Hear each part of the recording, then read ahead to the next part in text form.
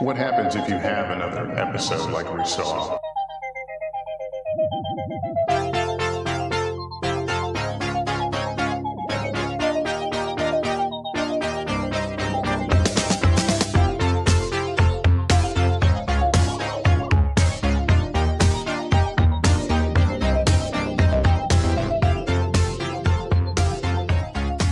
I think it's big Amon animations. Have you heard of this?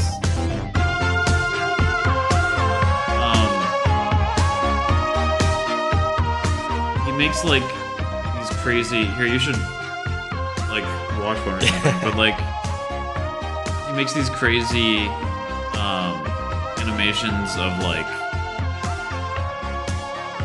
sort of skibbity toilet style animations almost of like different politicians and stuff.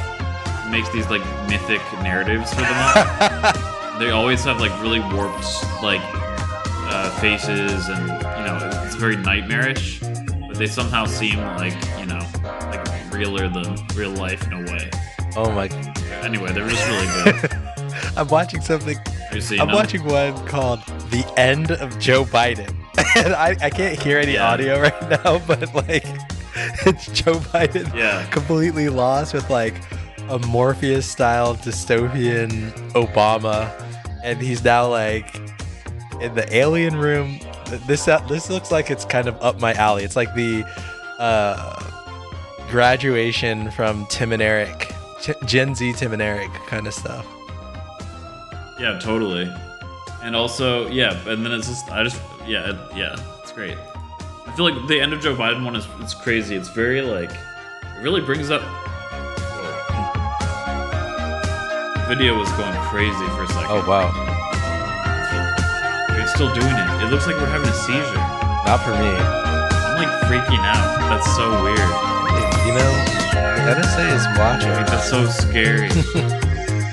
But it's like we just released demons. I wonder if I recorded that. Oh, that'd be dope. That was like actually terrifying. I'm so sorry. I'm sorry you got the. Anyway, Amon animations is crazy, and it kind of like is the end of Joe Biden one is like really scary, because it like brings out the like existential terror too of like being Joe Biden a little bit. Yeah. Like, because it like jumps back and forth between different like timelines and stuff. Yeah. And kind of like captures the feeling that you might have as like someone who's like getting into your late years and getting dementia and stuff. Yeah. One thing that you brought up there, that you said that sparked something for me is it has to be absolutely insane for everybody in like, at least in the country, seemingly talking about your death and your imminent death, right? Like in relation to your job to some extent, but like it has to be a mind fuck for everybody to be like, you're on death's door, you need to step down from your job, right? And that being a very real, like, can you imagine trying to hold on to your job, but people being like, you should sit down, death is coming for you. Like everybody, like the Democratic Party being like, listen, it's lights out, no more being. No, totally. Like, no more being. Oh, I was gonna. Yeah, it's like. Wow, I'm so sorry. Keep it. I was just gonna say, no more being the youngest guy elected to Congress, right? Like he keeps that narrative in his speeches, and like he has to really reckon with that. Sorry, that was all I was trying to pop in there. No, yeah. Just like I think it's like everyone has delusions about themselves, and having everyone at the same time, like literally everyone in the like basically world, like realize at the same, like tell you at the same time that like you are not what you thought you were, is really scary. In fact, it's kind of reminding me of. I think some of this is also. I think it's. It reminds me of the feeling that I get when I think about my potential like identification as like neurodivergent by other people. especially in relation to the way that I see my parents too, because I've always kind of like thought of them as, understood their kind of uniqueness in those terms, and was kind of like felt kind of superior to that in a way, and had sort of a disdain for that. And I feel like sometimes when I'm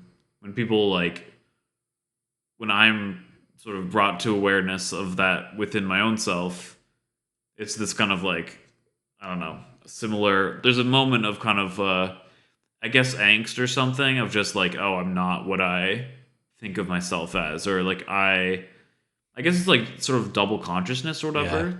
Yeah. It's like being like, okay, like this, in addition to how I experience my own self, there's this other reflection of me that people might be seeing me as. But it's hard to say because, like, do they have the same kind of biases and stuff towards this identity as I do, or as I did towards my parents? Or am I just kind of projecting that, Yeah. I mean, I think that that's always the terrible conundrum from bringing your knowledge of what your corner of society views of like neurodivergence, etc., and knowing that that is a like probable expectation, but wanting maybe for someone to potentially see through it. I think of in this situation, I'm thinking of an instance where someone might be saying that to you and you have to decide. They'd be like, oh, like you're ADHD or whatever it might be. And then you have to decide in that instance, is this person mentioning this pejoratively, right? Like what is the subtext of this? Or is this I think in some ways people have mentioned this to me or about me, and it's been a way to, as like a term of connection, like trying to be endearing, saying like, oh, like don't worry, these like flaws that you have are are because of this, and you're perfectly normal. And also I in the back of my mind I'm like, oh, but also I've been conditioned and grew up believing these as limiters, right? And as inhibitors of anyone's ability to function. Like, I mean, had I had this in high school, I would have had more time on the SATs or things like that had I known about this. And also, I think that there was a way in which other kids would be like, it's an honor to not have that. Like, I feel pretty good about not having this, like, quote unquote, handicap, right? Yeah, it's like almost a point of pride. It can become a point of pride almost to be like, okay, like I could have probably qualified for accommodation, but I was able to like do it without that. Right. I was able to like do well on the test without even the accommodations, like, or whatever. Yeah, it's like if you have like high ability to achieve things, then sometimes you even feel lonely in a different way. Like honestly, sometimes there's the experience of feeling like you're isolated from everybody. Like I kind of felt that way a little bit growing up, like that I was like more intelligent than my family, which is I think, thinking of intelligence in a singular way is like not really great. And also so probably is partially, I don't know. But it is kind of a lonely feeling to be like to feel like you are in a different sort of arena in some things than those around you. Yeah. Yeah. Yeah, just kind of like maybe like it's a good time to kind of like introduce the top. This is a Mutant Manifesto episode 14. But yeah, maybe this is a good time to kind of introduce what we want to talk about today, because I think that the feeling of being isolated from the majority of people, or like maybe even from everybody, is maybe related to this question I have, this like almost phobia that me and Josh discussed briefly on, like, kind of spontaneously came up on episode 9, towards like the second half of that episode. But I wanted to like spend like a whole episode exploring this because it's like so interesting. There's so many different sides to it. It's this kind of like phobia related to like simulation theory, simulation hypothesis, and what it means to actually wake up in if that's the case, and like be faced with the real reality or like another order of reality. But yeah, I think that that's actually pretty related to becoming aware of the way that other people see you or something even.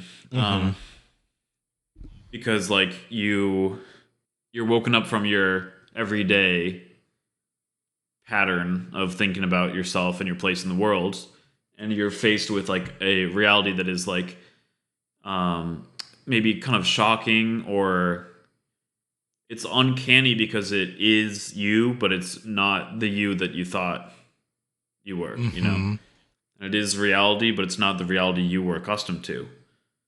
So it's like it's like eerie, uncomfortable, and just kind of odd to have those sort of moments of revelation, I suppose. Yeah, and I think that there is something also related to neurodivergence here somehow. I mean, I don't even know where to start with it. I feel like at the very least, if we're going to start with neurodivergence, I think that learning, as you, connecting that to growing up, right? As you're growing up, you have no terms or even like a real framework to describe how you process things. The assumption is that your everything is being processed by everyone somewhat similarly because they look like you to varying degrees, and you have other people in a peer group. Like you start to understand grouping systems. But then there's a moment in our lives where we're introduced to like larger grouping systems of like, this is the quote unquote appropriate way of being, or like the standard. And when you realize that you deviate from that standard, that's already like a break from, like, you are being told that you are a branch off of common reality, right? Like the way that you are processing things translates into common society as divergent. And I think even starting there, it's that's when you realize, okay, well then I am not a part of this world. To be very sort of overly generalizing about it, right? Like I'm different. I don't, the world I'm being told that the world does not operate in the way that I've defined it. And now I have a new language, right? Or I've been translating is what you learn, right?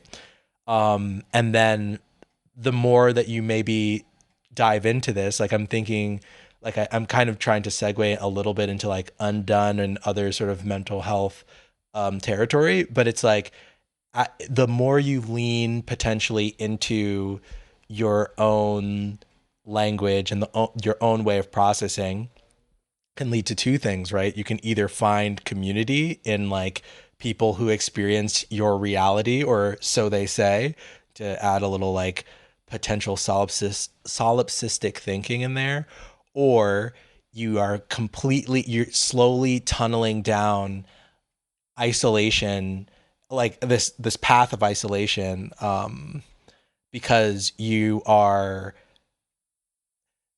you're so invested in your own understanding of the world that is real, right? Like you existing, like that is your reality, and that the line or the I guess lexicon that allows you to translate between those becomes so far removed that you won't be able to, right? And that I think is like at least part of the like the first step into my fear of waking up, right? The fear of realizing that I can no longer translate to some extent.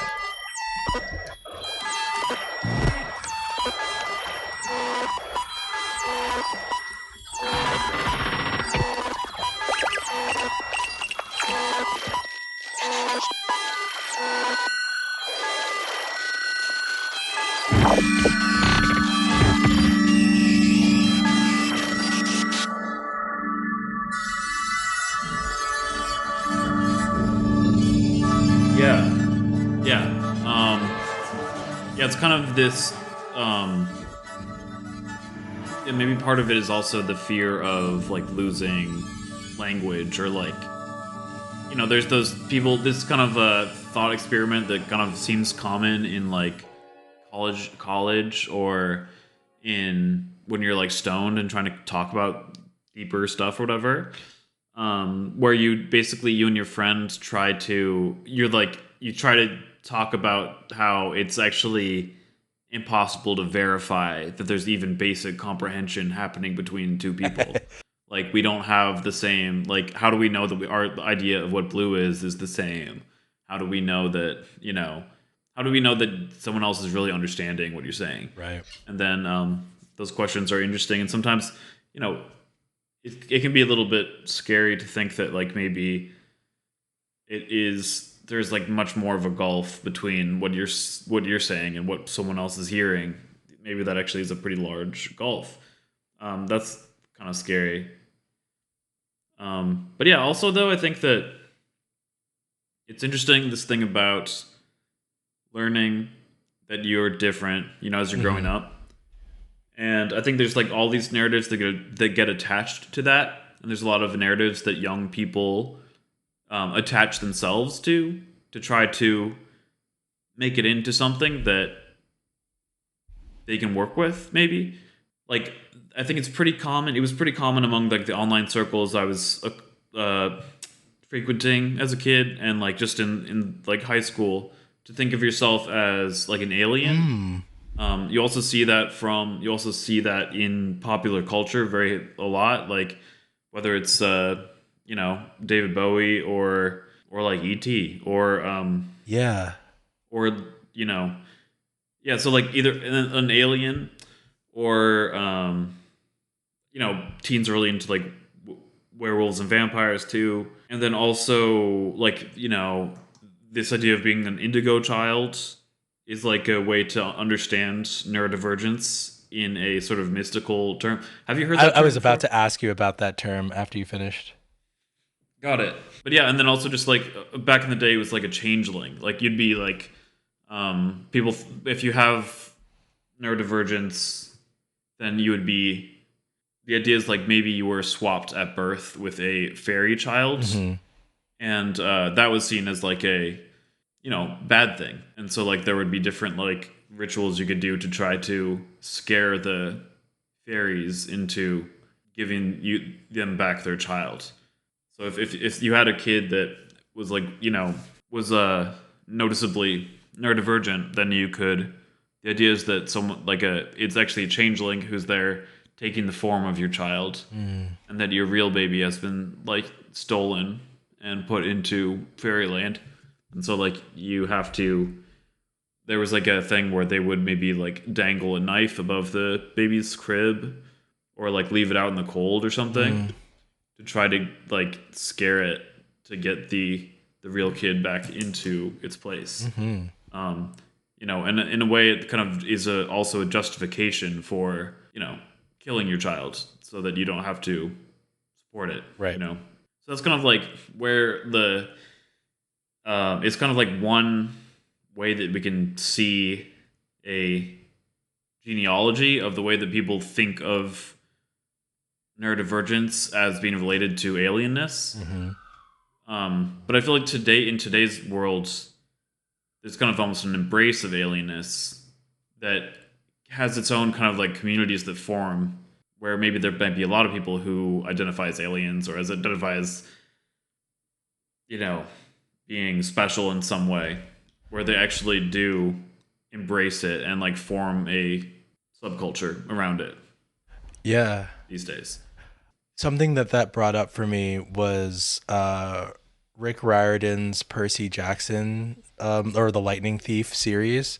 And I'll be very brief on this, but I remember there's that whole introduction. Sorry, spoiler alert, listener. If you haven't read The Lightning Thief, skip ahead till we're not talking about it. But there's a point where Percy is confronting, I think, Chiron or someone, and he's like, oh, don't you notice that you have ADD and like how you have dyslexia and all of these things?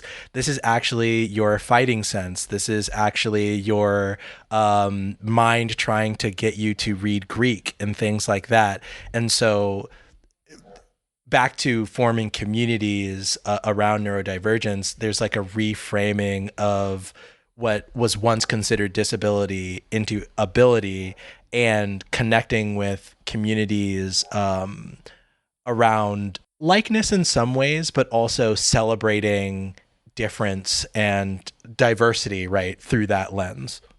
Denzel Curry actually briefly at one point mentioned that he had ADHD, and that at the beginning of his life it was like a struggle for him to like get through school and everything. And then he had a teacher, like not like a school teacher, but like a mentor who taught him how to channel his ADHD powers into like rapping. And you know, he's now one of the best to ever do it. But I feel like I feel like maybe like anime is a place to explore this too, and just the world of like people with special abilities. I think that's another place that people go if they know that they're different somehow. Is okay.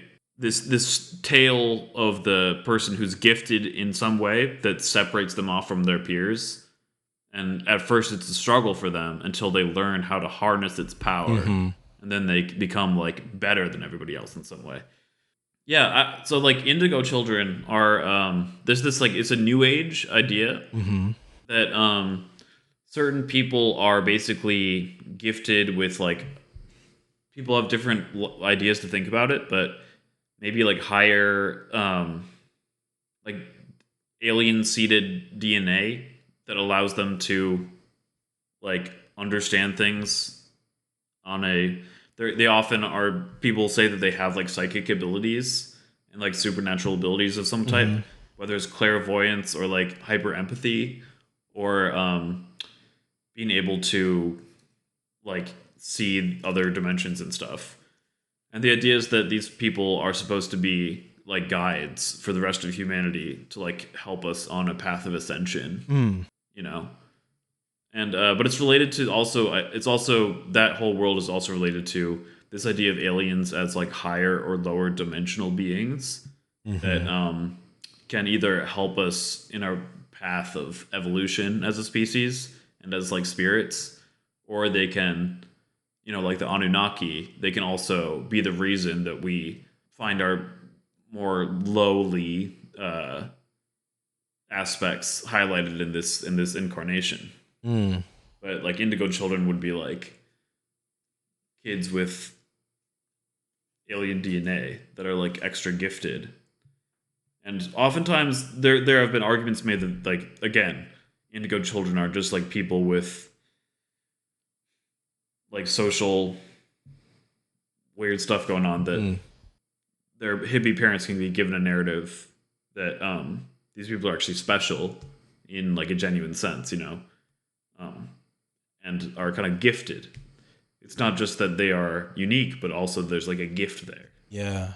I think I'd heard that term before because I did get like a flash of like Indigo child as alien. But to pick off of what you were saying though, and maybe just a question with like the parents and or the communities that would not only describe this person as an indigo child, but, and I hope this doesn't sound like the sort of the narrative of the cult or the cult mentality, but there seems to also be a way in which those communities that are like, this is an indigo child, we need to harness your abilities, might be very concerned with separating this individual from a common reality and dive deeper into a more like, I guess, ascendant as they believe it and as they see it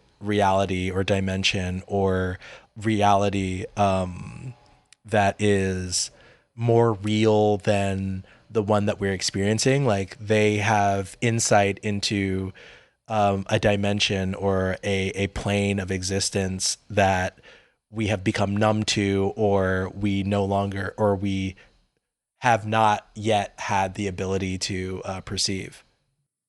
It's interesting because I think some of the same circles that celebrate the idea of like indigo children, some, not all, but there is intersection there with people who are against vaccinations because of a variety of reasons, but including for the reason that they believe that vaccination may cause autism, may lead to autism. And I find it interesting that perhaps there's this fear of autism and also a sort of veneration of autism in a different form, perhaps, that is indigo children. So that it's kind of the parents, the family unit, finding a way to say that my kid is actually special and therefore I am as well, in a way that is excellent, you know, is like above and beyond average humanity. Whereas autism, maybe they see as something that is going to be, is like de facto lesser than, you know, or de facto wrong somehow, you know? Yeah. I think that is a pretty common idea that like autism is something that's caused by some kind of folly that we as a civilization have found ourselves in. Like whether it's like media reliance or some kind of technological thing or like the wrong types of chemical exposures during, you know, I think there's a pretty common idea that something went wrong and that's what happened. That's where you get autism from. Like it's something that's missing, you know? But I think, you know, within the tech world too, you also see there's kind of multiple different types of autism that are popularly understood. And there is lots of veneration of autism as well as kind of a fear of it. You don't want to get the low functioning kind, but if you have the high functioning kind, then there is kind of a societal idea that those people are the tech gurus that we have. Those people are they have the ability to be like super successful, like you know, almost superhuman in their ability to succeed and manipulate technology and stuff, you know. So again, it's kind of this ambivalent category. Yeah, and if you'll allow me to run on a tangent, and feel free to like cut me off and bring me back into the stream, I think there is something to be said about the relationship with technology and what I think a lot of people can see as as a superpower of autism in the tech industry, as this ability to like be objective thinking and kind of put social constructs aside and maybe even be immune to the pitfalls of empathy and or empathy or sympathetic thinking when it comes to interacting with others socially, which I think brings us almost to the simulation hypothesis in some ways, where they are almost, I want to say, arbiters or architects of the simulation in ways that we appreciate, right? Like we actually, on a societal level at this point, or a social level maybe, desire a means by which we can transcend our physical form through like digitizing our brains in some way. And these people are the sort of engineers, maybe I'm adding all sorts of like technical terms, but these are people who operate the mechanics of that. And then sometimes now I wish I had like Carson on this episode. But in some ways we can recognize those pitfalls as maybe removed from how we understand what like natural life is supposed to be. Like it's not supposed to be that. So there's almost a combat between these two ideas of what living is, right? There's a veil between we are human entities trying to digitize and we are human entities trying to expand our ability to connect with one another as social beings.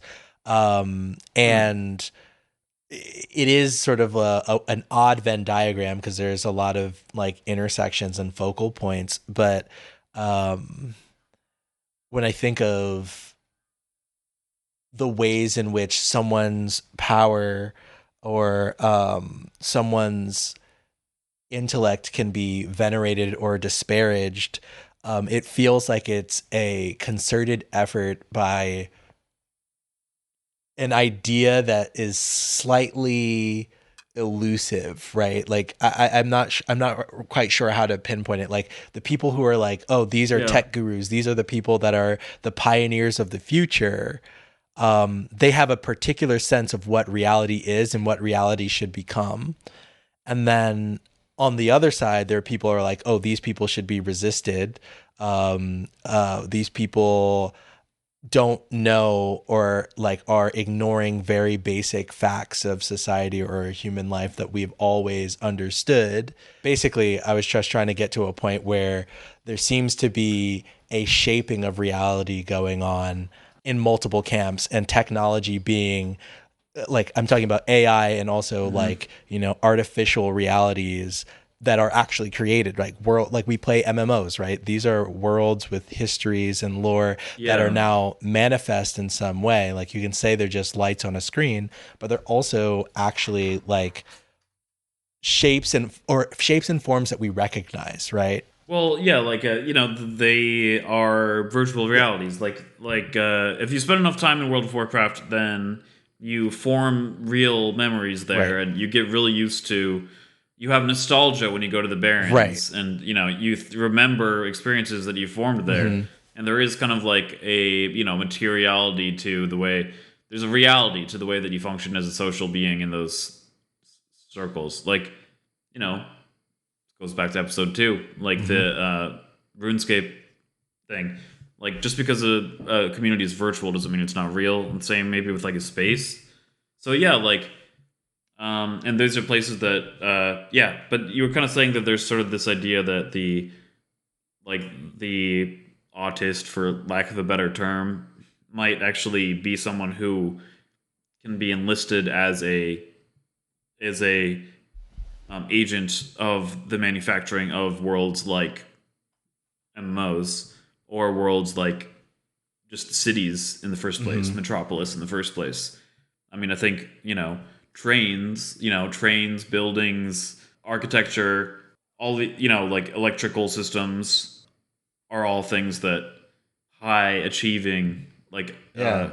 high functioning autistic people have kind of been at the helm of for a long time.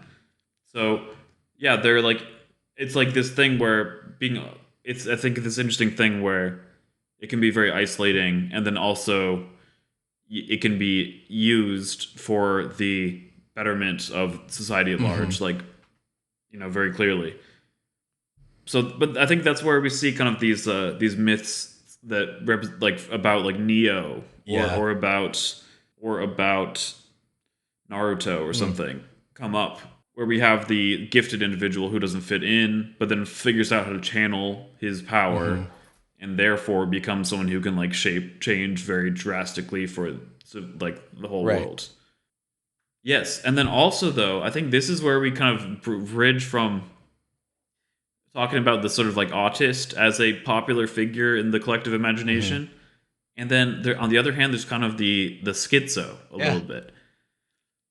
And I think because like the schizo mindset when it comes to these things is when you start bringing in the paranoia and the collective, the understandings of what it means, this idea of like simulation. Mhm.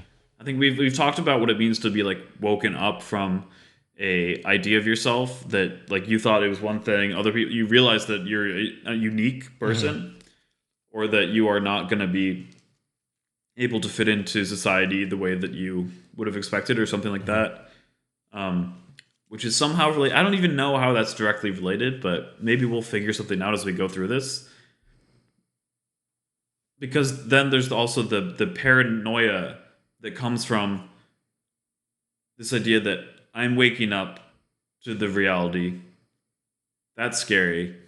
And then also, when people realize that I'm waking up they will try to suppress that. Yeah. Like all these different paranoias like that.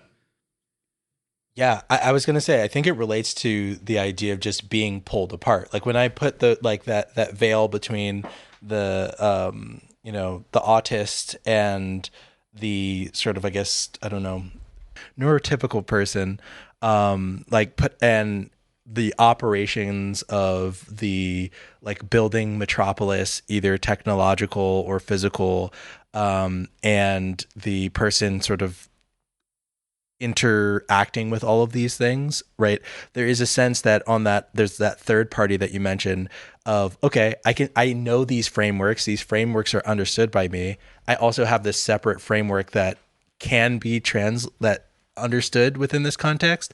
But as both of these grow, there's like, I as an individual or as I identify might be pulled apart, right? There's a paranoia that you might not might not be understood, but there's also when you mention that suppression form, you not only know what you are translated as, but you know what comes at the end of that, right? You being I'm going to use race for example, like you being a black person who might have like schizophrenia, that doesn't bode well.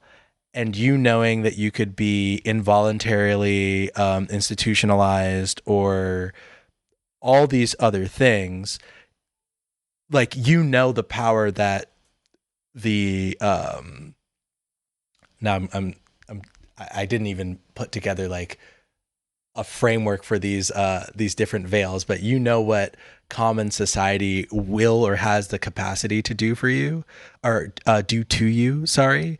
And I think that's kind of the root of that paranoia, right? Like the fear that once you reveal yourself or once you show what you can see, you're subject to violence, you're subject to losing your freedom. And also there's this there's almost this threat where there's a certain type of individuality that's accepted, and it's so small and so niche that you run like if you show people this ability, like if you show people your true colors, it could be appreciated. Like there's a narrow window in which that becomes accepted. Do you know that, and do you take that risk? And also, does that mean that you're incorporating?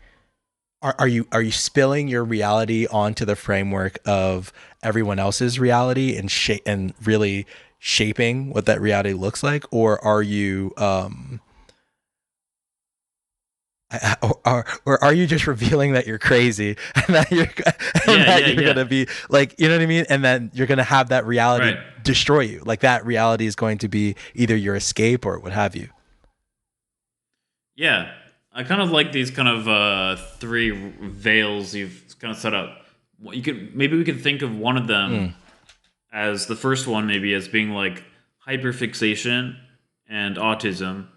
This ability to learn very, very deeply about a subject and be focused on that subject, and that can be you can be extremely useful in that setting because your knowledge is like exceptional in that way.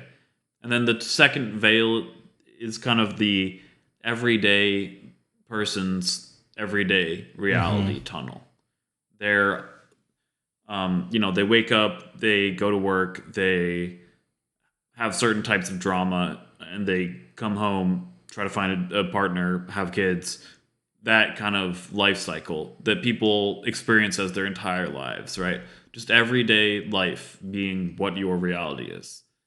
And then the third one, and so those people don't have access to the same kind of hyper focus and unique styles of, I mean, sometimes they do, but you know what I mean? Like, as much. Yeah, I mean, it's not the same sort of hyper focused depth of knowledge that the people in the first veil experience, which is, people in the first veil, I think sometimes it can be scary to learn that there is a whole nother world, the world of the everyday person or whatever, and that you are isolated from it in some sense. But then they have access to knowledge that the everyday person doesn't, right? But then the third veil is this more schizophrenic ability to see patterns, see patterns and connections widely throughout different things. So it's not the focused attention of like the first veil or the singular reality tunnel of the second veil, but it is seeing connections between different reality tunnels and being able to, in your mind, navigate between them.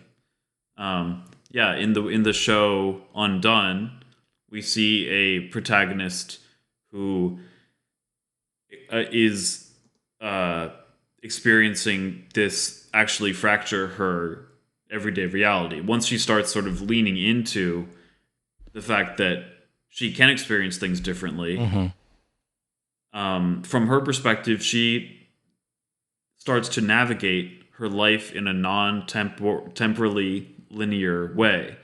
She's here, she's in the future in this moment, and then she goes back in the past to learn something that helps her in that moment move forward to a different moment. And she's like learning from her ancestors and, is able to actually navigate with more agency in some sense once she starts to open up to the possibility that she might have a gift at navigating these realities.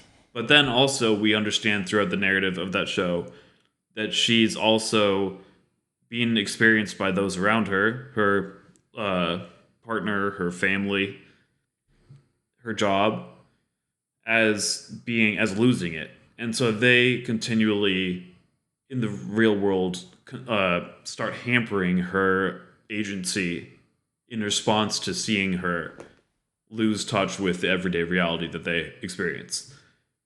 So, yeah, this is where we start to get to questions of what is possible and what is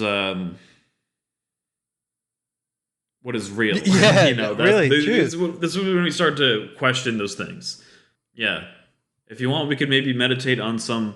And this is also the world of parapolitics and parapower mapping and stuff like that, where people start to find narratives that work and that are functionally productive in one way or another.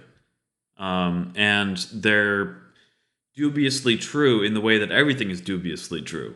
And so working and building truths, or like potential truths, right, is a world that is kind of developing right now in the internet. And I think there's a lot of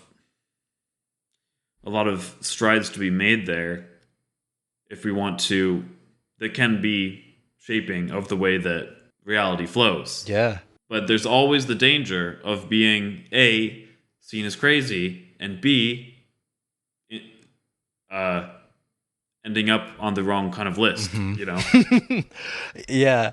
Can I offer one thing? If we ever return to the three veils thing, oversimplification, of course, but I think the first veil, the hyperfixation veil, could be the veil of the mind, right?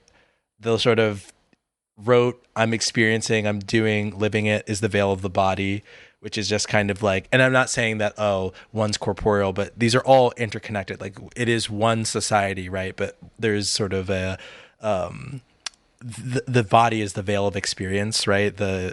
What we can see every day as the fabric of our world. And then the last one is the veil of the soul, which always feels as an abstract, but commonly understood as part of us, right? Like everybody's a little bit crazy phrase or whatever. And so I just wanted to offer that. And then going back to the paths, right? I'm thinking of this almost as a river that sort of bleeding, like we know that everybody's in the river, but then the river branches off into tributaries, streams, and other flowing water parts that have potential to like connect to other rivers, or would dry up and go nowhere, or could be dammed up and hampered by, an external force. And maybe I'm offering this visualization selfishly for myself, Jesus, Yeah. redundancy, but but I'm offering this selfishly as a means of trying to keep myself in track as we start going into the realm of like what is reality Yeah. and how to get Right, back. because this is where it does start to get like this is where I start to wonder if I'm actually making sense to people, and where like making sense to people might stop for some people. And I think I think that this happens relatively commonly for me, but because what we're literally talking about, like, is it possible, it relates to the last episode, is it possible to shape the world through words and through information? And I think it clearly is. Like, I think that this is kind of the question of how do we, like that again, like maybe the Trump assassination attempt, right? Why was that person brought to that point? Mm-hmm. And I mean, the thing is that we know that there are plenty of different government-funded programs that have experimented with, mind control and things like that. And this is also that world, the world of, through programming and through giving information of certain kinds to certain people, you can then actually kind of shape their behavior and But then, like, how do we hijack that reality and use it for our own purposes? Mm-hmm. But it's so funny because it seems like, and this is how like this type of thing works, is that as soon as by the same tokens that you seem like you are learning things, you're also getting more and more paranoid and sort of like in a less and less stable understanding of what reality is. And in those contexts are also the contexts in which people seem to be more easily manipulated by whoever wants to manipulate people, whether it is like the Fed or whether it is a political party of one kind or another, or like a sort of fanaticism and cult of some sort.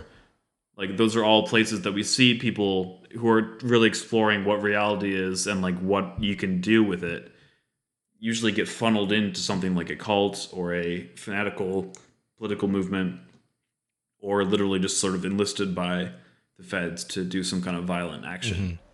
So it seems like, and also the way that our intelligence agency like operates is very often through co-optation. So in every movement that we have to build a better world, there's also imposters, people who are there to, corrupt it from the inside. Of course. So not just corrupt it, but also like take notes and understand what's happening. So again, it's like this is where we come into contact with like radical potential, I think, and also the literally like the most sinister types of normativizing forces. And I think there's no coincidence, perhaps, that that's where we find both these things. These like fraying of reality and this cordoning it off and refocusing it. Yeah, does that make sense? Yeah. But this is the paranoid world, the fringe world. Yeah, the paranoid fringe world. I like that because I think that paranoia is the thread that's trying to like preconceive or preempt any harm done by the world that we understand, right? And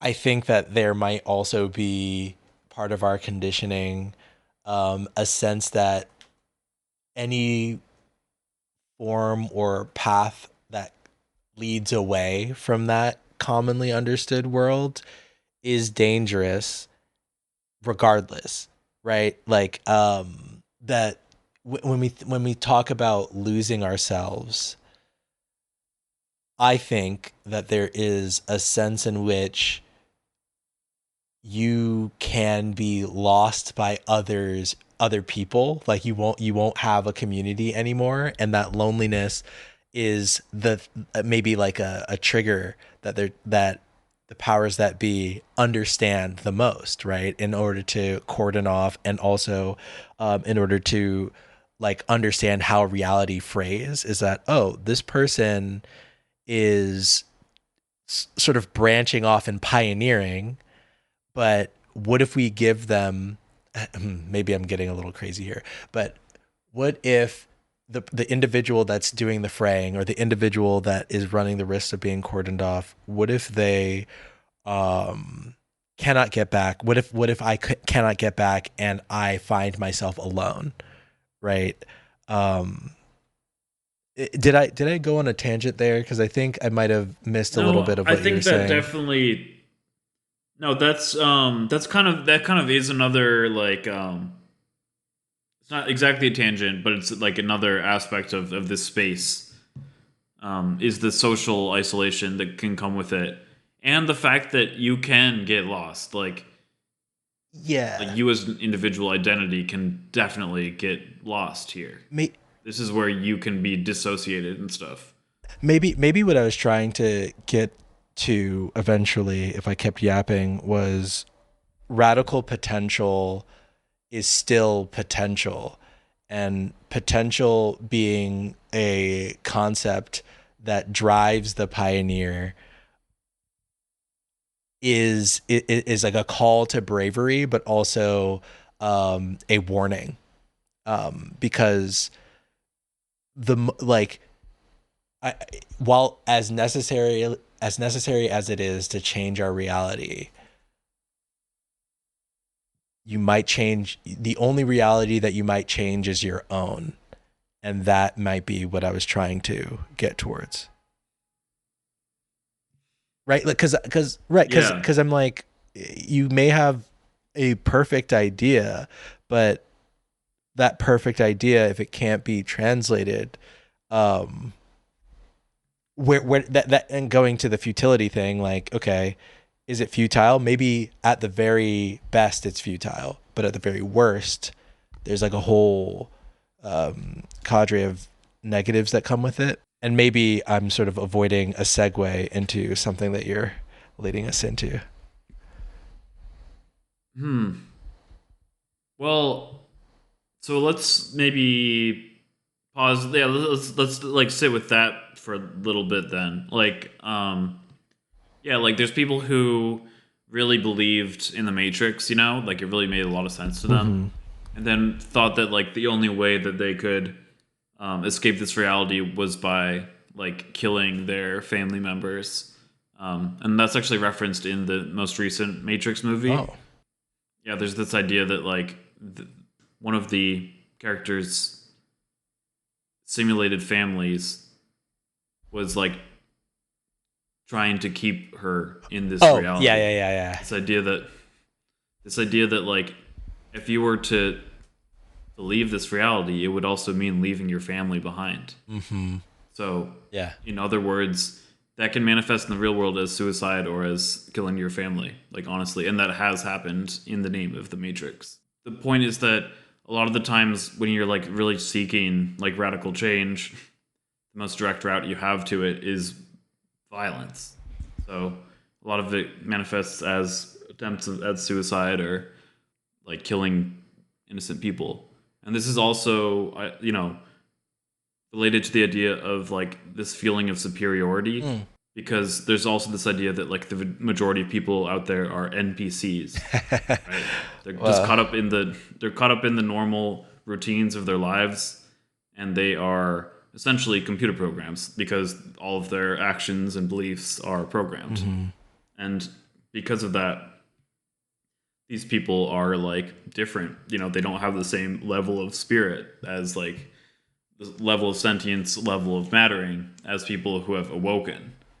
And maybe that's only one person. Maybe it's only the listener, only the person, you. Maybe you're the only person here in this entire world. In which case it's all just a test anyway, so why not do whatever you want to do? So like the antisocial behavior can manifest from believing that you are awoken in these ways and that you're like waking up in these ways. Is that kind of the danger you're kind of trying to outline a little bit? I mean, and then on top of all that, yeah. Maybe, yeah, that's part of it. But then I think I'm trying to inch towards how can you really know that you've woken up? Right? Like, because I'm what I'm trying to maybe like to bounce off of that is this is when I understand like the body framework, right? Like that base part, that is kind of the realm within which we are quote unquote meant to understand. And I often think to go back to languages, for example, like there's something lost between languages. Like there are things that you can convey in one that you can't convey in another. And while starting with one and aiming towards the other, you inherently lose some sort of sentiment, right?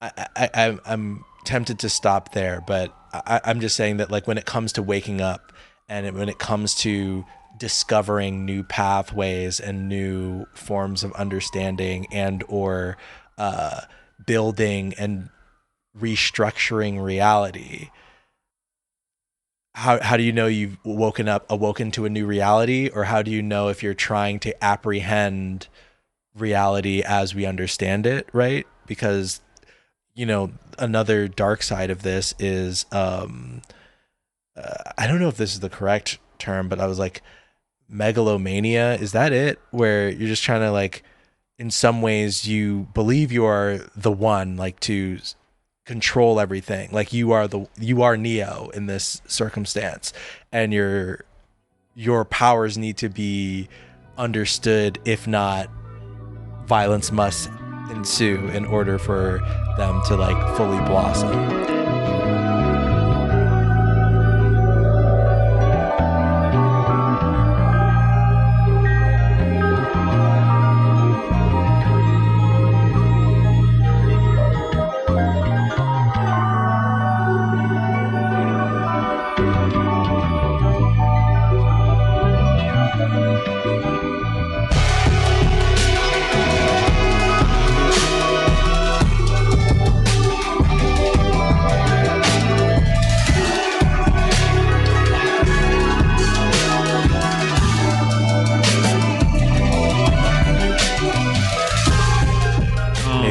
Different train there. Have you seen it? Have you seen Atlanta? I have. Okay, major spoiler alert. Yeah, maybe skip ahead like 7 minutes or something. I don't know. If you don't want to know the end of Atlanta, but there is a really meaningful scene there that triggered this phobia for me, and is what I'm talking about pretty much. And I feel like that would help us get into the real meat of the real heart of what we're trying to get. Yeah. So there's the Lakeith Stanfield character, Darius, who is like throughout this show, the like mystical seeker guy who is like a stoner and like into drugs and stuff, and is also kind of the fool. You never really see him working. You don't really know like why is he here a lot of the times, other than just to sort of like talk to people about like stuff that stoners and LSD guys like to talk about. But at the end, he is going through the sensory deprivation appointment that apparently he does every week, and he has this experience where he has like kind of a jarring experience in his sensory deprivation vision, and he wakes up from that and says, "Oh shit, man, I gotta go hang out with my friends. I'm late to this lunch that we have." And then it happens again, and it happens again and again. And he keeps waking up in this dark pool and being like, oh, fuck. Another, like, bad experience. And then he continually leaves the place where these sensory deprivation tanks are and continually goes to find his friends. Now, so basically, we experience the fact that he keeps waking up, and we don't know. He doesn't know, and we don't know whether the reality he is waking up to is another part of one simulation or one like dream, essentially, or not, or if it's the real world. But then, he pulls up to his other friends in like a pink sports car that he stole, apparently. And the last scene of the show, they're all like eating fast food, like hanging out in like this mansion or whatever of one of the characters. And at some point, somebody's like, "Where'd you get this car, by the way, Darius?" And he said, "Oh, I stole it." And they were like, "What? What are you talking about?" He's like, "Oh, it's okay. It's fine because like this isn't real anyway. Like none of you guys are real." And there's this moment where the other characters, they give it like a little bit of space where they're like, "Holy shit, this guy has really lost it." But then they're like, "No, okay, man, all right," and they just leave to like smoke a joint outside or something, and we just see Darius watching this show, seemingly confident in this idea that he is in another sensory deprivation vision, but there's a tinge of uncertainty on his face. So where does that leave us epistemologically? Yeah. Because we don't know. But also there's that moment of social tension where whether simulated or not, his friends recognize that this is a scary thing. And there's a moment where and that's what's scary to me, you know? Yeah. And hold on, just to add to that, and I haven't seen this in a couple of years, but when I was talking about the languages, right, he mentions that there is an anchor that he has to tell if he's in the dream, right? Like this big booty woman, if she's on the screen, that's how he knows that he's in the dream. And I think, and I don't remember because I saw this years ago, but it was like, oh yeah, so it's Judge Judy. It's big booty Judge Judy. Yeah. And if she stands up and she has like and she's thick, yeah, then he's in a dream. Right. That's his way of knowing that he's in a dream. So yeah, so then we see Judge Judy at the table, and like he's the last thing we see is Darius watching this show, Judge Judy, but we don't see her stand up, so we don't know whether she's thick or not. We don't. I thought it was like she stood up and like no, she wasn't thick. Like I thought that was like the point where he was like, oh fuck, like my life is ruined. Maybe that's not how I interpreted it, but. No, I don't think we actually see. Oh, yeah. Damn, I'm so curious because this scene and now I'm like questioning my own. Well, I think this is important actually because we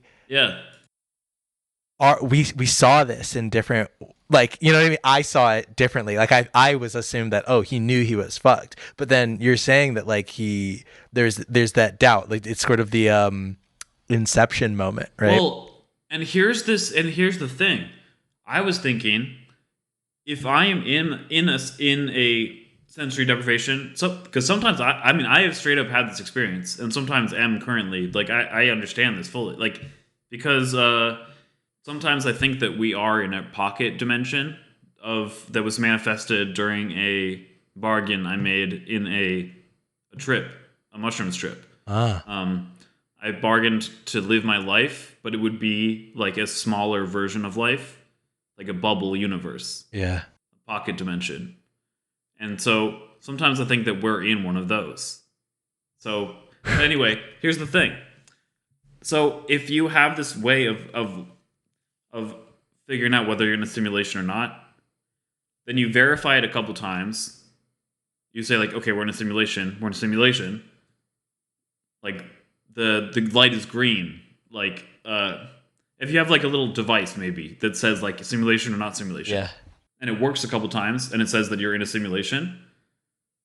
What happens if that thing says that you're not in a simulation? It says that this is the real world. How do you know that that isn't also simulated? Oh, we're getting into the... And once you start to have that like doubt, like maybe this isn't a simulation, then if it says that it's not, how do you know that you're not manifesting that as well? Mm-hmm. So it literally is like, whether it is a thick Judy or not, the question remains. And then there's also questions on top of that.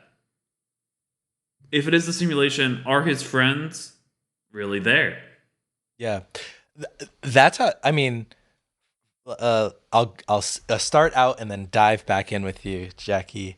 That's how I think that was the question that really sort of like hurt me at the end, was like, is all of the things that we saw in the show, like I think the very vapid question is this a figment of Darius's imagination, right? Like all the surrealist stuff that happens early on and these things, like, is this like, is he the main character and is all narrative that way, right?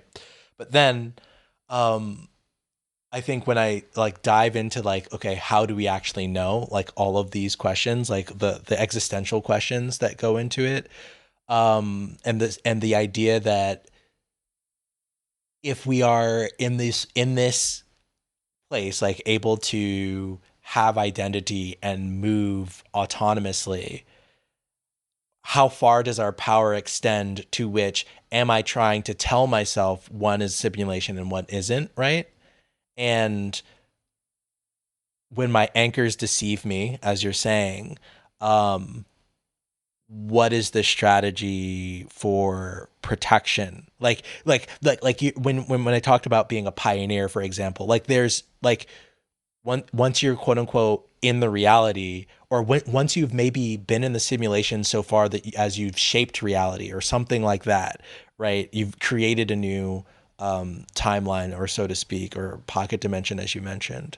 I think I really struggle with like, do you retain those same abilities? If we go back to Undone, right? Like from season 1 to season 2, like, do you retain the same power that you had gained in one life or lifestyle or like reality, right? Yeah, is it possible to lose it? Do you is it possible to shift realities enough that at one point you get to a reality where it's not possible to shift realities? When you talk about your contract, right? Like can the contract be amended? Can it be voided?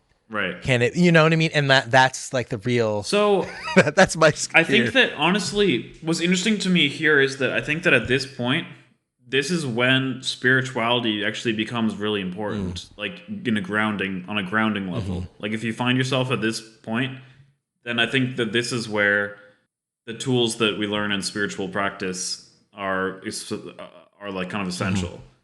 And I think this is where the discussion becomes like more metaphysical. Yeah. So it's like, yeah. So, but I really don't have the answers here, just as a disclaimer. Yeah. But sometimes I think that this whole reality is contracts like that, the one that I made. And that, in fact, I think there could be an argument to be made that the framework of reality is a series of everyone who's participating, of all of their different contracts that they've made. And that's where I think that having a relationship with deity is important.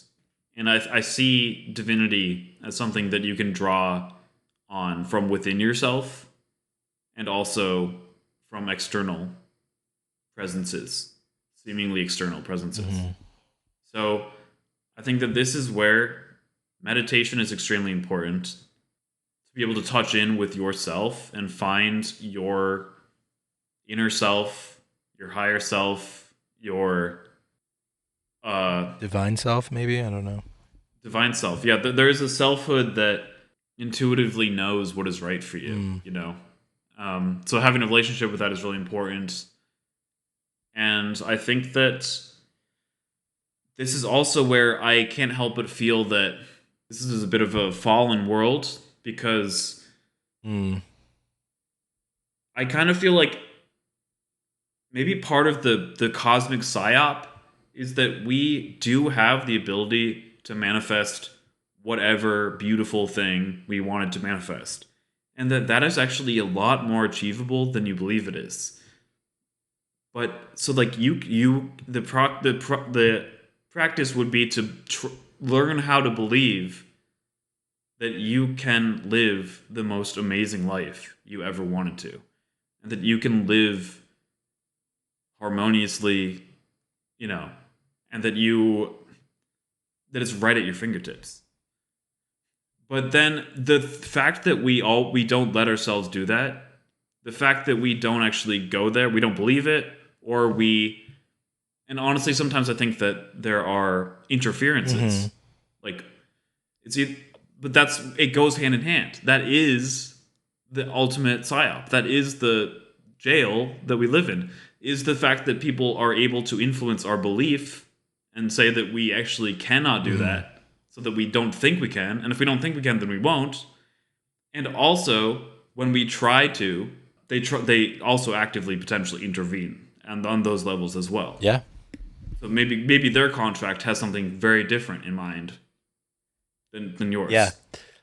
So this is where spiritual war, spiritual battles become important. You 100%. know, I I definitely hear you in this regard, because you mentioned the thing that I was thinking about a lot, which is like if the framework of reality is sort of this pool of contracts interacting with each other, there could be clauses in other people's contracts that are affecting your contract, right? That inhibit you from, like, talking about this cosmic psyop, right? And what are your terms, like, at what where can you bridge and or remove yourself and rewrite or create a new contract? And I like the idea of like people influencing our belief, and the scary part for me from that is how much of that is contracts that precede us, that we are sort of born into, right? Like you're born into a certain contract. You have to first develop yourself against or with that contract, and then that's like those are your life terms, right? How do you shift them? Because like here's a I keep bringing it to language for some reason today, but um the English language being spoken by me, who I has direct heritage to like continental Africa and like Gribo and Bassa tribes in Liberia, right?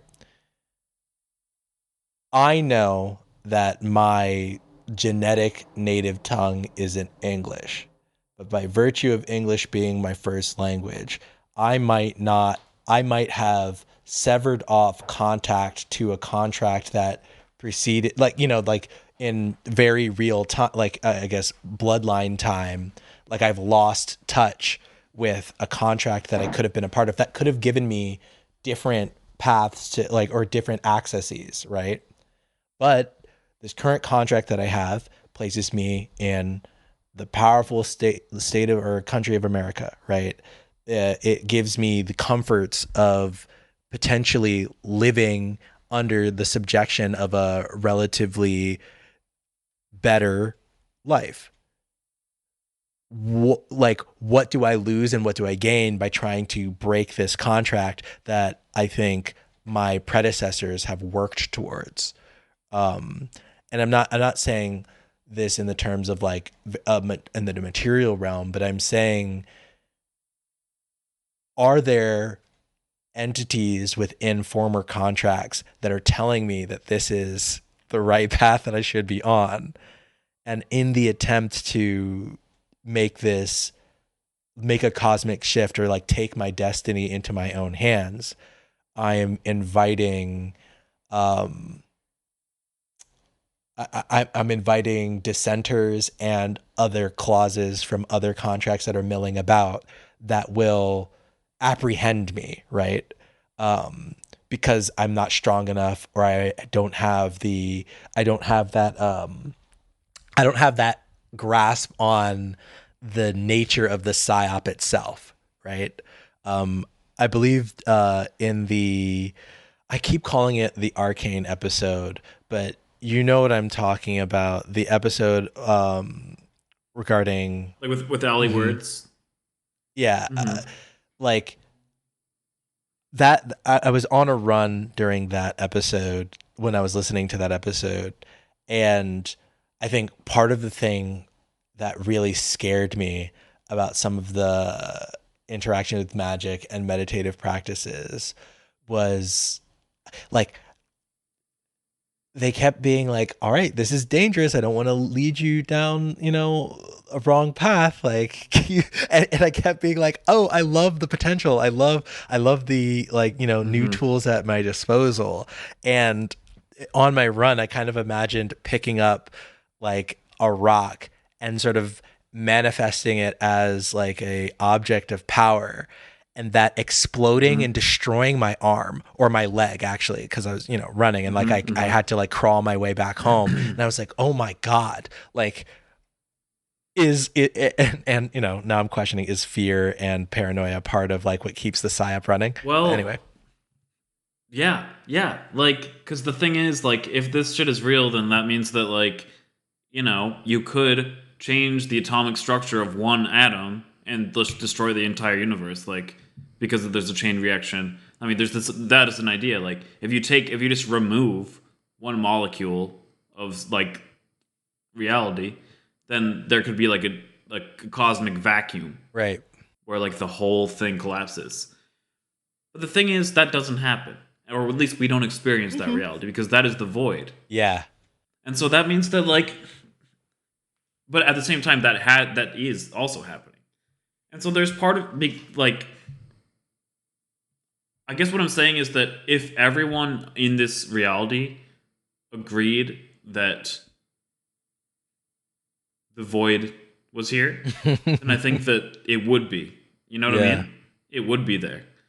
But as long as there is somebody here who still has something they need to figure out, then everyone's contracts are interconnected enough that we keep going. Right. So maybe that's part of it too.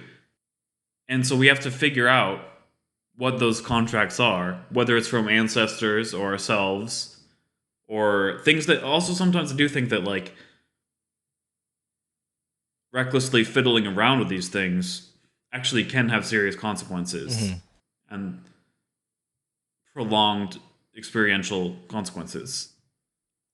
I just wanted to take a moment to add some visuals that will help me. This is back to Josh's safe space.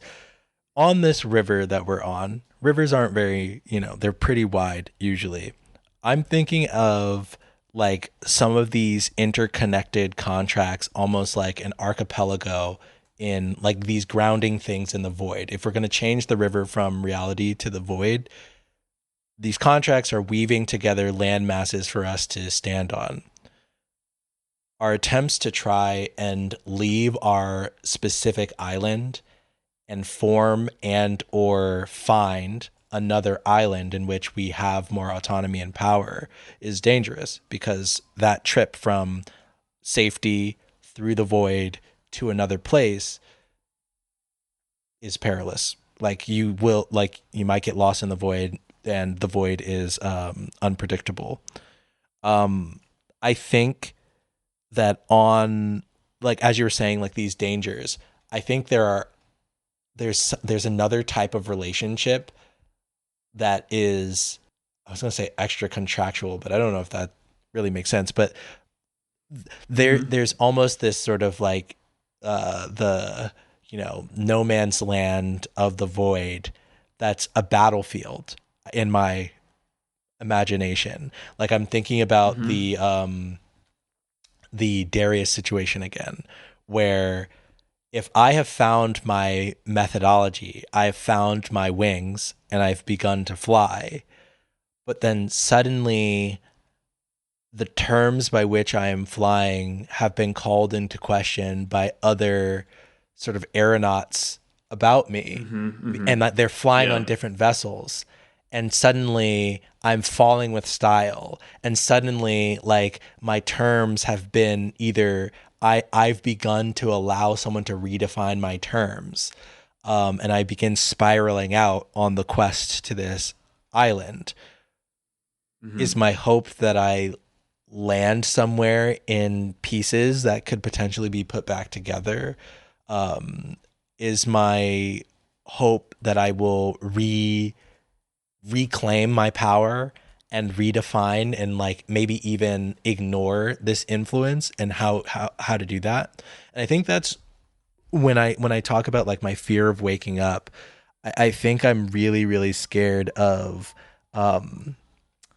finding myself a lab rat connected to a bunch of tubes or something similar that has been sort of like stimulated so long. And then once I've figured out my purpose, I wake up as a nothing to be thrown into the void and whatever that manifests in the awakening stage. Like, is me apprehending my power putting me in a position where I can therefore be extracted from in a means that I don't quite understand?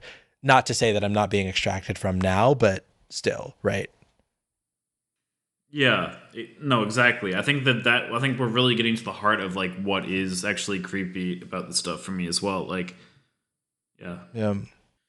yeah, it's that kind of interruption. It's that kind of interruption of the like if the ritual gets interrupted or something, right? Yeah. Like if you have like even if you have like this thing that you set up yourself, and you're like, okay, I'm going to like enchant for a better world.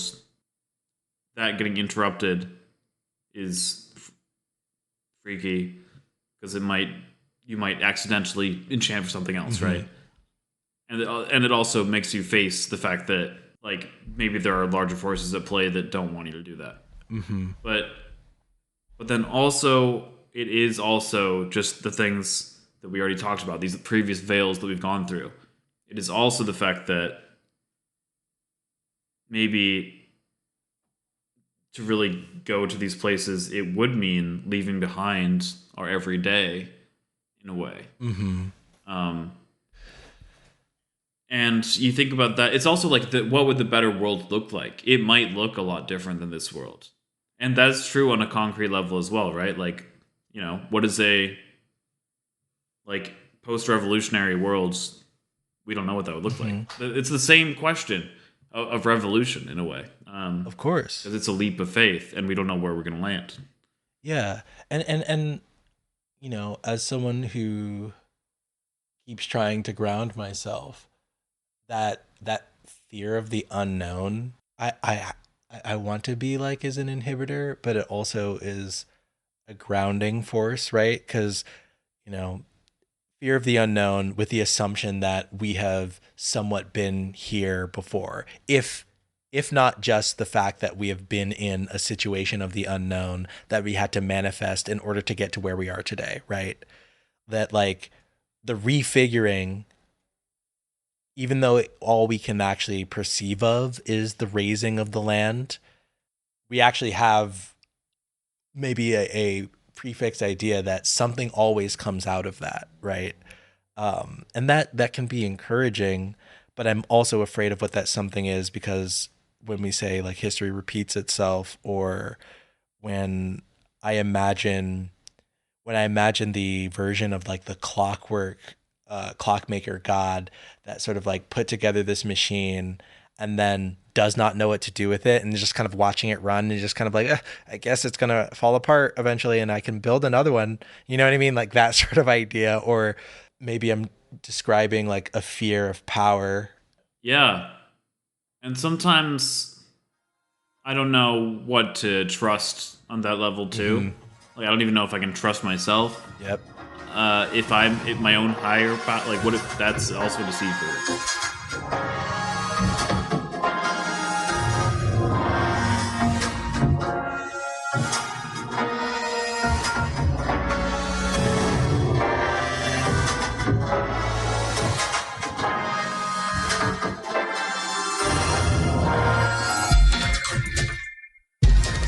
These questions come up in the Bible, like they come up in a lot of like, as far as I understand, I think you know these questions about like being deceived come up all the time when it comes to these questions. If we start with the like, or can I pause on the Bible? Like I keep thinking of that, like the trials of Job and shit like that, or like Jacob fucking fighting an angel and shit like that, where it's like, will you explicate that? I mean, I don't really. I haven't okay. like, read well, that. okay. I think the shorthand is that like Job was like tested by God and just kept like taking L's. Like literally, like he just had to keep believing in God, and people be like, "Why are you still believing in God? You're getting fucked up. Like all of these terrible things are happening to you, and like life is going on. You keep praying to this God and it's not helping you." And then, you know, as he persists, he then, you know, gains his bounty after surviving all of the tests. But that to me describes like the trickster, and also demands devotion, right? And like when I think about preconditioning, right? And I think about trying to engage with those higher powers, is that the type of knowledge, like, is that someone else's contract, which it literally is someone else's contract, interacting with my brain in order to, like, when I'm trying to find my own contract or write my own contract, I'm going to be using that language. Like when I start suffering or when I'm trying to like bring something new about, how do I know I'm speaking a completely different language or gibberish in the language that I know? I think that and again, I think, you know, it's something Carson's into too, but I think that there's something to me that is really meaningful about this kind of like animism tip. Yeah. In this context. So what if it's all of our contracts as people, but also every blade of grass as well? Like every single thing. Of course. So if that's the case, like, okay, so I think that maybe it is that like once everyone's contracts are resolved, that is okay. Sometimes I was talking about this with my friend, like another way to think about a contract is like maybe like or maybe it's related to also experiences of trauma. Think about what trauma does to the mind.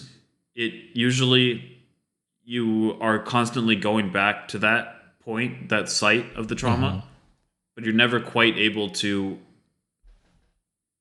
be there. Again, you're never fully able to comprehend it. What happened? It's always shifted in some sense, and then there's like an oyster making a pearl. There's more and more like shadows and nightmares and behavioral manifestations that arise around the sediments of that original experience.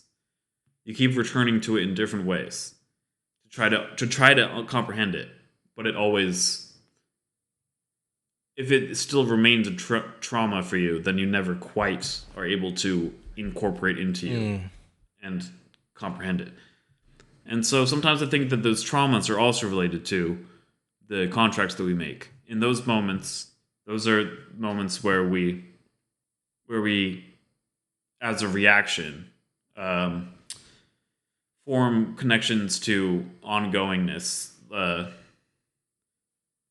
But this is where maybe therapy and like therapeutic forms of spirituality, meditating, dancing, doing shadow work, imagining things, like getting creative, whatever it is for you, like finding your spirit guides, whatever, finding a pantheon or a god or a saint that like resonates with you that feels good to work with, and like learning from that and going on these journeys.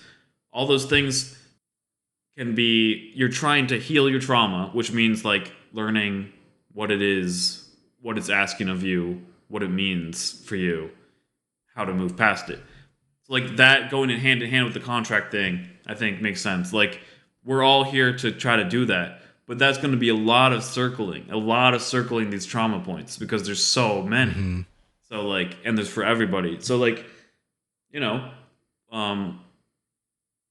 but that that kind of gives you a purpose, if nothing else. Like it's just once we heal everyone's traumas, then we can start making bargains and pacts that are like beautiful, right? And that's kind of like the heaven on earth thing. Yeah.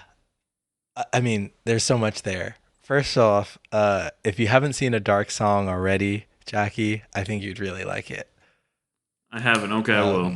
And yeah, because contracts, I think, is a very important theme there. But also, I think you kind of like lifted maybe a little bit of the darkness that I felt, in the sense that like there's another end of language that I'm not, or that I hadn't quite digested quite yet, which is, even though you are circling back to that moment of trauma, or in the language sense, like even though it comes packaged with this negativity or this ill, there's also the sentiment that is nonverbal, or the sentiment uncommunicated, that you are attempting to convey. And in the same way that language changes, in the same way that poetry like refigures language and manipulates language in context, one's own individual power sort of pushes through the material of characters, for example, right? Like language is not but symbols that are sort of manifesting in our minds that then translates to our bodies, to maybe oversimplify, but that is a relationship there. And then if we go beyond that to contracts of nature, contracts of like our existence, there's I think there's a little bit of a shred of hope or light there, right? Like yeah. What do nonverbal contracts look like? Yeah, exactly. Like proto-verbal. Like what is the language of grass and trees? What is the language of symbiosis? Right. And then like, what is the language of symbiosis? And symbiosis is an attempt to describe that language, like an occurrence, right? Like we're trying to find the phenomenon, and yet we elude ourselves by attaching a label to try to transcend it, right? Like if we go back to that triad of mind, body, soul, or whatever, we're trying to put it into like mind or body to try to keep it contained within those two realms. But what both of them are tapping onto is soul. Like both of them are trying to conceive of soul and put it in their contract because they know it exists. But soul, instead of being subject to mind and body, is in a trinity of the three ideas and is influencing them. In the same way, you may be able to come up with this word, but the word that's about how technology learns from nature or like replicates natural occurrence. Biomimicry? I think it's biomimicry. Oh. Yeah. Anyway, biomimicry in technology, where it's like, oh, this is something that we couldn't quite understand, but as we watch, the kingfisher dive into the water, we now know how, the surface tension of, we know a different relationship between the beak and surface tension of water, and like seamless transitions in this way that could not be thought of without having witnessed it. Yeah, right? yeah. And so to wrap up this long-windedness, it is a relation, that nonverbal contract or that nonverbal language is kind of paramount, and I think that Yeah. that's important in its relationship, because it's like it's paramount and also constantly under attack or under threat of usurpation from these other contracts, right? And likewise, in other ways, they see the contract of the verbal as something that might be it's a perspective conundrum in some ways. Mm-hmm. Yeah, I mean, yeah, I think, so, I think that it's one of those things where just the body, just biology, like life is so ahead of any human quote unquote technology, like so beyond it, both in terms of comprehension and in forms of replicating. Like, it's so complex, and I think there's no mistake that, I mean, there's no, I think that there's a lot of it gives rise to a lot of spiritual conjecture where people are like there's no way that this came about randomly.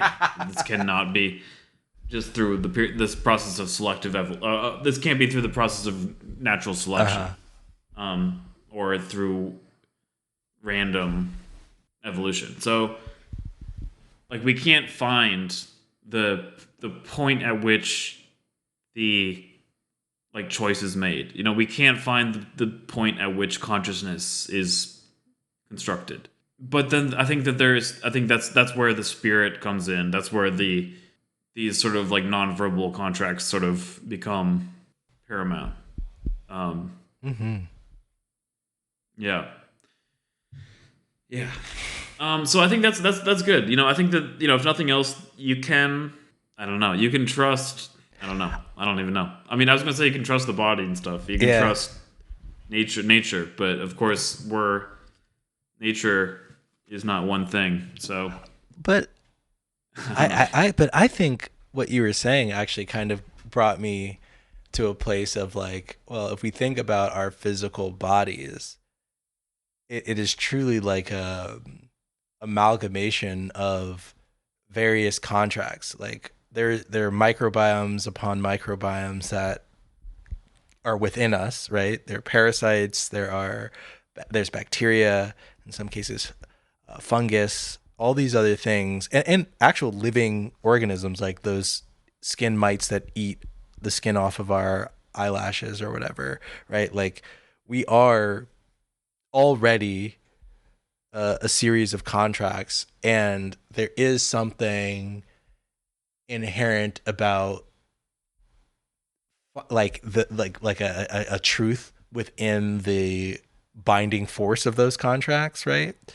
That we can tap into and trust in as we pursue our journeys of awakening, right? Like instead of it being like, am I trying to awaken to a huge revelation that like is, but anyway, just a huge revelation that's completely divergent from what I know and understand, and a place of fear. There's actually almost already a like configuring of what that looks like through contracts that create who I am, my consciousness, etc. And so naturally, as we enter these ships traveling across the archipelago of the void, or archipelago on or within the void, we have built-in navigation systems that we either believe or we allow to be controlled or manipulated by other people's forms of navigation, right? And I was trying to bring in all of the analogies that we made into one thing, but that was a bit of a task. I think that we can make, okay, so I think that like a good practice is just to use your imagination. Like, actually, I think I could get a lot better at this, but I think that delving into the just meditating and trying to imagine something is really really good for all this stuff. I think that also I'm really into the idea. There's this idea of the astral temple. This basically you can make a mind palace. You can make by meditating, grounding yourself, and then like practicing. You can learn how to bring your spiritual, like your imaginational self, and put yourself into a territory that's constructed by you in your own mind, right? And you can go there over and over. The better you get at focusing on your own imagination, your own inner realm, the more beautiful and amazing this place can be. And sometimes you will be astounded by things that you didn't even think of, but then are there. Mm-hmm. You realize that there's this beautiful painting there that has all these details that you never even would have thought of, but like it's there, you know. I'm really into the idea of astral gardening. You go through a plot of land and you see what's there, and and again, like these interesting plants and interesting life forms will emerge there. Anyway, I feel like both of those things are, I guess it just is more proof that you see the emergence of like something that is I think that you can trust that. You can trust yourself in that sense because yourself is in contact with things outside of yourself, like in the mind, in your mind, and in the ecosystem, and in I think that I don't know. I think that learning how to build that intuition so that you know what to trust, and then building the confidence once you have those relationships is just something that you can do on a practical level that maybe helps all this stuff, and is maybe an antidote to this kind of phobic, paranoiac thing. And the more like connections you can build in those like your own imaginative psychic realm, the more strength you'll have in facing the external forces that are trying to like enslave you. You know? Yeah. I mean, do you think we landed in like a decent place to wrap up? This conversation doesn't stop here in my mind, right? Yeah. Like it's not, because I think whenever we kind of delve into something this existential, there are always going to be new discoveries. And I'm not really like afraid of revisiting this with new material, you know? So yeah, like I think I guess like if this is a simulation, if there is a clockwork god who stepped away and is letting it run on its own, if it is a contract that somebody made, that we made, you know, that our ancestors made, that has unsavory elements or something, in any of those cases, that's part of why I feel drawn to the idea of mutation, honestly, is because if this is an aberrant reality, then the thing is, I actually do see hope in the aberrations that will arise here. Yeah. I think that I guess my ultimate hope is that any fragment of a simulation, any fallen worlds, any material at all, if we give it the same type of care that like mycelia give to things in breaking them down, and then like just letting things go through the decomposition process, and like I just believe that beautiful stuff can arise from like any fragment. Like you take a chunk of the earth and just isolate it and make it into its own world. I think that life will like make a bunch of complex, beautiful organisms there. You know, I don't know. Terrariums. Let me take a swing. And my swing is simply going to build off of what you just said in that, like, the phobic stance is the stance of like reckoning with natural barriers and inhibitors of the waking up process. And we are going to, like, time is like, there's a we're going to proceed in one direction whether we like it or not, and there's an element of choice that you are offered by attempting to wake up. If we're talking about simulation, if we're talking about trying to reach other islands, form other islands, apprehend power from various sources, and there is something that is cosmically and spiritually unknowable about the processes within which we will transfer. Like, I'm even thinking about the conversation around fate that you had, right? There's hope to apprehend fate. Like, even that, no, understanding it is part of it, and then moving beyond it is another part of it. So I think that what we've kind of outlined here is how to move from fear, paranoia, and the call to stagnation, and maybe the call to futility, and opening and allowing yourself to be open to options, and allowing yourself to develop armor, safety, and you know, not necessarily comfort all the way, but just like an anchoring that will inform you. And even if that information is a scary reality, if we speak of Darius, right, that is still something that gives you the power to therefore take your position and move beyond it.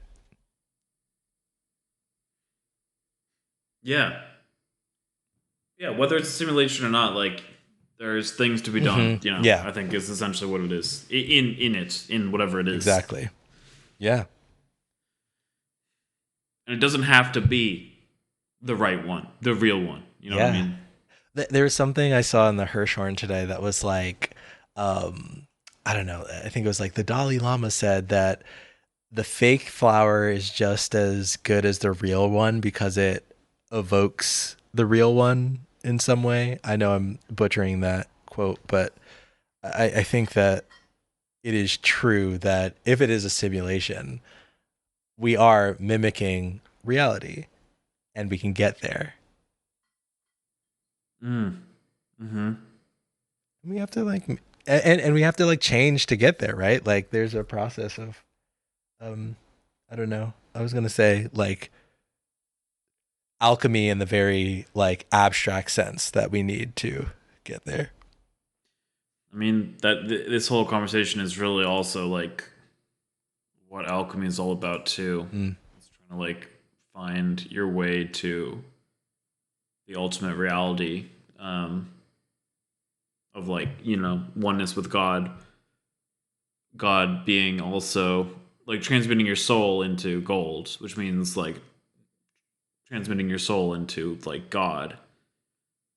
But you'll never get there, and the way that you get there oftentimes involves transmuting like the most base material through various processes, experimental processes. Mm-hmm.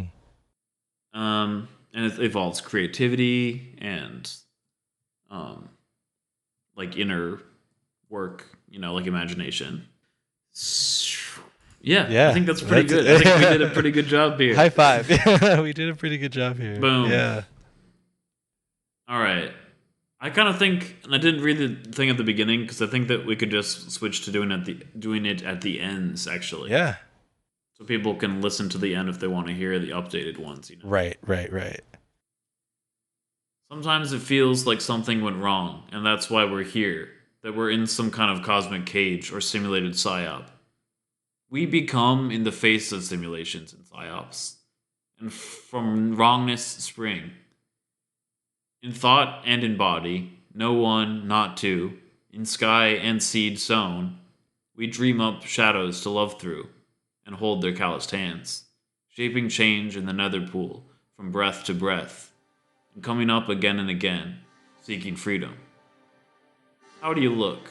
How's that feel, to rot with glee? Take note of futility, and record before breaking.